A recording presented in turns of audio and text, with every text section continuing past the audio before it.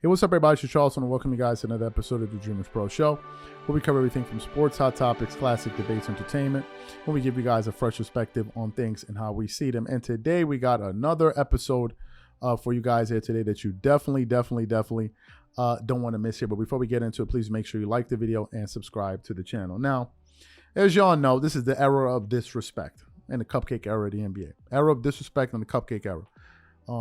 Today, more than ever before, we're having some former NBA players come out and just totally be absolutely disrespectful to former players in the past. And it seems like now a lot of players and a lot of fans are now rocking with these dudes. And a lot of them are calling them out, right? Who am I talking about? I'm talking about people like Gilbert Arenas, right? Who was recently calling players from the 80s, I think 80s and 90s drunkards. It's crazy to me. You're calling guys drunkards that pave the way for you to come into the NBA and earn money. But leave it to these guys. Apparently they know what they're doing, and the people out there supporting this stupidity. But they were up there doing it. Another person that's been doing that is one JJ Redick, right? And JJ Redick, man, has had a lot of people come for him. First, it started off with the Bob Cousy comments. They came for him. They roasted him up.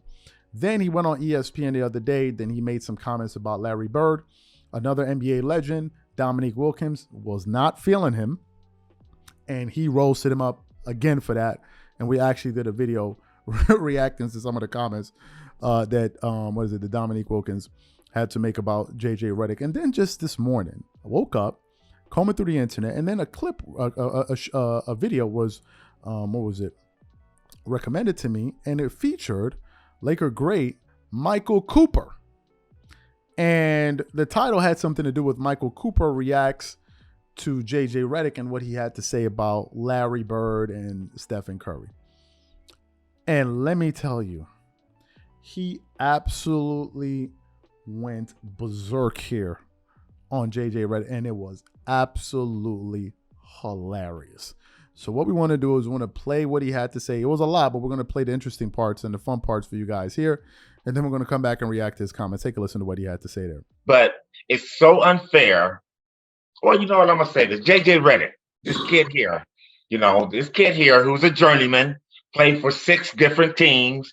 All his accolades came in college, played 15 years in the NBA, was being shifted around from team to team because all he could do was shoot.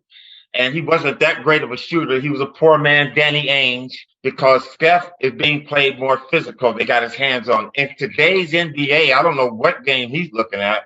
You can't touch the guy. Anytime you touch anybody, a three-point shooter, come close to them when they're landing, it's a foul. JJ Redick needs to be quiet and stop trying to compare. I think he's gotten out of this what he wants to, is that his name being thrown around and the attention and all that. But you know what? It's attention that he's not going to want, because a lot of former players, myself just as one, along with Dominique, talk about this guy who's a poor man, Jeff Hornacek, a guy that, why would he even say that? And when all he got, and when he's talking about that, you can't say that by watching game film. You have to talk to the players that lived it. I lived that 80s era, and Larry Bird was one of the greatest three-point shooters that's ever played this game. Percentages. It ain't about that. It's about hitting big shots, things that he couldn't do as a player without getting a pick set for him. So, when people compare each generation, and I appreciate and love basketball, I enjoy each decade. I have so much respect going all the way back to the 60s and watching Bob Cousy. That's where it started. That's where it started with Redick. Not to interrupt you, but 6 months ago or a year ago, Redick was calling Bob Cousy a plumber who couldn't dribble with his left hand. Well, he got a lot of nerve to say that about Bob Cousy. He could barely dribble with his left hand, with his right hand. And that was the best hand he had, JJ Redick. Couldn't get open without a pick being set. So, that guy, man, it's sad because you have to have respect from where this game comes from. All these guys in today's game, I'll say from maybe 5 years ago up until where it's going to go, are living, playing, breathing off the shoulders of Bob Cousy, Wilt Chamberlain, Bob Pettit, players that came in. And then you just go through the decades as you come up with Jerry West, Wilt Chamberlain, Elgin Baylor. These guys are making money, having fame with the way that we used to play the game. And for him to call out And you know what? I hate Larry Bird, but I respect the hell out of that man because I went against him in all those championships and during the year. All we did as the Lakers is thought about the Boston Celtics. When our season began, yeah, we had to play the Seattles, the Phoenixes, the all those teams, but our main goal was to prepare, sharpen ourselves up because the Celtics were the team that we had to beat. And I can honestly say, knowing the late great Dennis Johnson, Dennis and I were very good friends. Grew up here in Los Angeles. Him playing for, he used to say the same thing. Coop, you know what? We knew we had to go to Cleveland and Philadelphia, but we knew to win the championship we had to play against the Lakers. So the respect that we've had for one another is immense. It's legendary. You know, that's I live and breathe and gauge my career by my battles with Larry Bird and our battles with the Boston. So you heard his comments. Bro, maybe it's time you stop. Maybe it's time you stop. You see, it's not regular guys that are calling you out at this point, man. You're being called out now by top 75 guys. Maybe it's time you stop. Maybe it's time you stop. These guys are calling what you're saying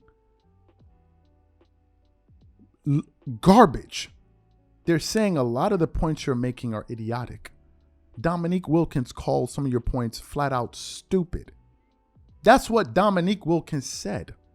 A lot of these guys are saying that they're embarrassed that as someone who played in the NBA is up there saying this. And it proves a point to you guys, which is this. A lot of NBA players that want to do media get to hide behind this veil of, well, I played in the game. And therefore, because I played the game, I know more than you. I know way more than you can ever comprehend. Well, here you have a former player in JJ Redick who has played basketball for a long time.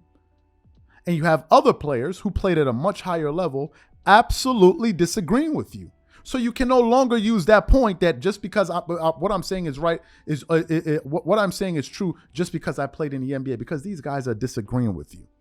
And as a matter of fact, a lot of fans are pushing back as well. A lot of fans are like, bro, what the hell are you talking about here? What are you talking about here? And to me, as an outsider, I'm not in your industry. I didn't play in the NBA. But it's such a disgusting look for you cats to be disrespecting guys that paved the way for you. It is a bozo look. These eras that you're talking about, these are the guys that made it possible for you to go into the NBA and earn millions. You would think that you would just say positive things about them and keep it moving and show deference and respect. It is unreal what you guys are doing. Y'all are embarrassing yourselves. Embarrassing yourselves. Gilbert Arenas, nobody takes him seriously except jokers and clowns.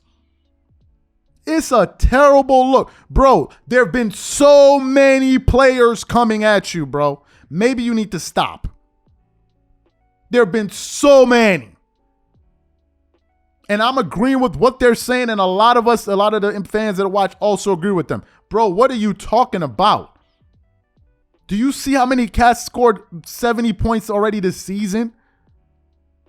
Nobody plays defense in this NBA today. Are you freaking kidding me? Damian Lillard was playing what Kobe was playing. He never scored 70. So when did he get so skilled all of a sudden? What are we talking about here? Y'all got to stop, especially you, because you're embarrassing yourself. And these guys are coming for you. And the more you have NBA legends coming for you, it makes a lot of what you're saying seem like it makes no sense. It would be good if you stopped disrespecting those who paved the way for you in your own sport. It's a terrible look.